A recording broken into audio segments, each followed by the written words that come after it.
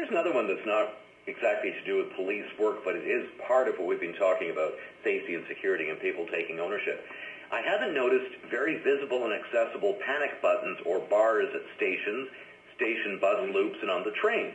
What are the plans for these, since they could provide both a sense of enhanced safety plus a means of getting assistance within seconds, minutes? Response time needs to be almost immediate. This is actually, I'm glad whoever raised it did. I think it's an excellent question, and this is some very specific feedback that we're going to test. There was a very public incident where one individual was looking for help on one of our platforms a few months ago. And one of the recommendations came out is, in our existing platforms, there's kind of this taupe color in the seats and some of the, where the passenger information areas are.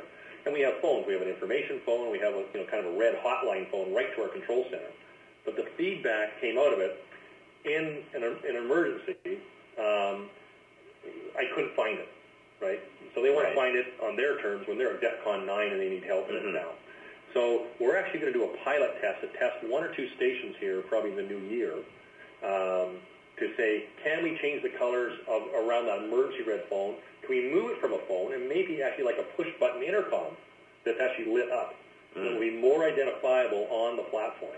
So we're going to test that and bring some people in, maybe like the Translate Listen group, and say, what do you think? And if we like it, then we'll deploy that along the rest of the system, as opposed to a phone going, geez, am I getting customer service or am I getting 911 basically of support? So I acknowledge, I think the feedback's told us that it's not good enough.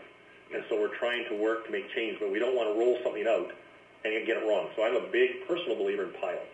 Let's try it, fix it, try it, and if we got it right to people's satisfaction, then now let's deploy. So great point, and we are going to be working on that. And having raised that point, it's important to mention that, yes, we do have, the yellow strip on the SkyTrain cars. That's a silent alarm, and it can bring a SkyTrain attendant usually by the next station. There's the intercom button where you can talk directly with the operations and maintenance center. There is a security phone on the SkyTrain platforms. You get a warm body at the operations and maintenance center anytime.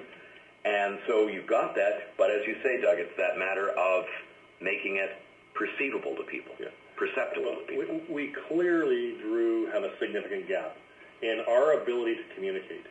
So one of these multiple recommendations is going to be, we're also going to be hiring a communications person inside our company. And what some of the feedback we got was to start, the media had too much ability, as you saw in the paper today, to just play in the sandbox without our pushing back or representing our own interests.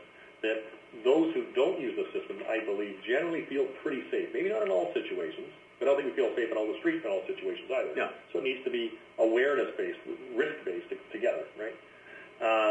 But conversely, so we need to manage the media, I think, more assertively and more balanced. Like as I said in the article today, which is clearly unrepresentative and unbalanced.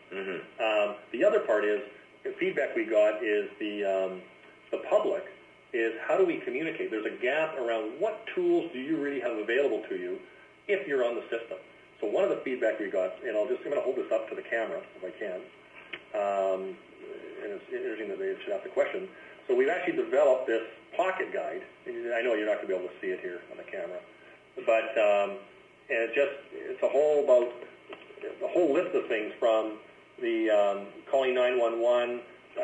Talks about safety and features and procedures. So this is a wallet-sized type of document. It says how using the silent alarm, using the speakerphone, the emergency phone, the video cameras. So we've tested it with some different people, and so it can fit in your wallet, can fit in your purse. You can hand it to your kid to stuff somewhere where they're, heaven forbid, their cell phones or PDAs or wherever they want. It's just bridging that communication gap. So a lot of people just don't know what's available to them, and usually in a crisis, we all go to what our natural reaction is. So if it's not in your mental inventory, you're now looking for anybody who can help you get to something you don't know. If it's not there readily, then it's going to be a struggle, whether it be, in my mind, on SkyTrain or an accident on a highway. So what have you trained, what have you exposed? So I think we've got to engage the public better by things even just like what we're doing today. So it's we got a long way to go, admittedly.